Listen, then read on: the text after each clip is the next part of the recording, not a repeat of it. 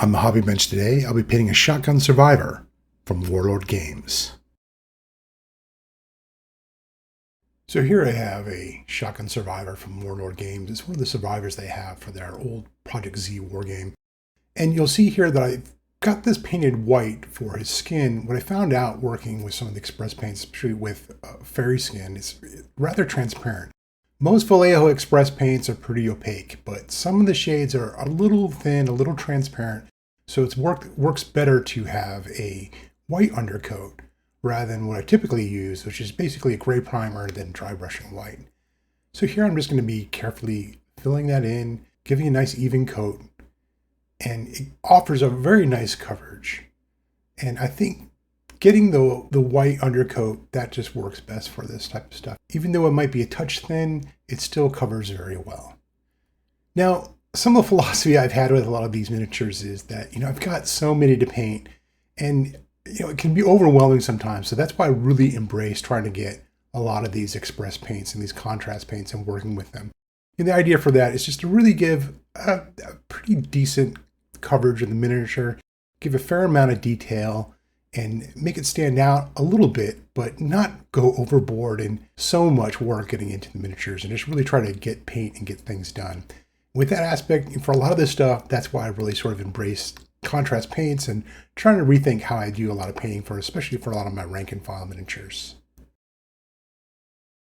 And here you can see the results. That fairy skin leaves a lovely pink colors, a lovely skin tone, nice and rosy. And now I'm going to be working on his uniform, on his hat, and I'm going to give it this one coat of military yellow as Xpress paint, just cover it over that as well as possible. Typically, I've found is that it's best to work on contrast paints, working with the lighter colors, and then switch over to your darker colors. So if you have a little bit of mistake, a little bit of run over in one section to the other, sometimes that darker shade can cover it up pretty well and you'll never even notice. You can see the military yellow contrast paint gives a good look here for a khaki uniform. Now I'm going to be moving on to the webbing and looking at his holster and stuff like that, and probably his shoes. And I'm figuring like maybe more of a black leather. So I'm going to be using Greasy Black for that. And just straight out of the pot, not really thinning it through. Going to go ahead and give everything a good coat of that. Seems to cover pretty well for a nice dark black.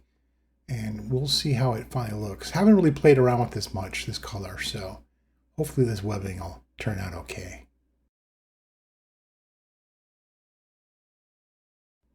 I think painting his leather gear with Greasy Black looks pretty good. It leaves a nice dark color, nice dark black with a little bit of light for a gray, highlighting it up somewhat. Now I'm going to be moving on to the stock using Mahogany. I'll just be painting up all the brown parts in the shotgun. And this is a good contrast paint, I think, for wood. It's a nice rich tone.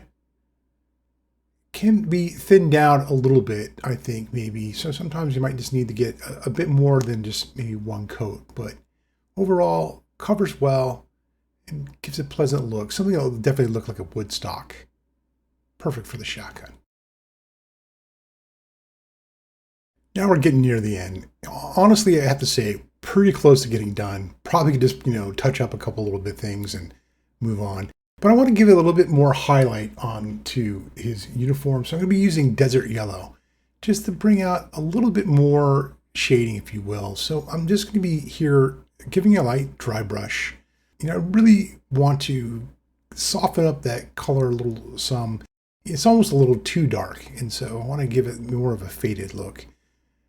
So I'm giving it a really healthy dry brush over all his uniform and trying to get on the edges of his creases of his pants, onto his hat, his pockets, all that sort of thing, and soften it up a little bit and give it more of a faded look than, let's say, I guess what you have here, maybe just a little bit too much shade. I wanted to lighten that up a little bit and just give you a nice even coat with that dry brushing.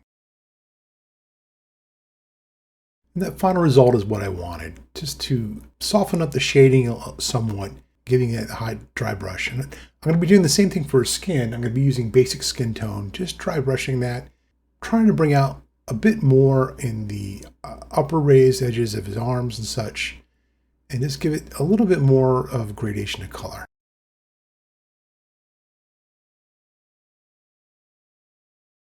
So we're in the home stretch here. It's almost done.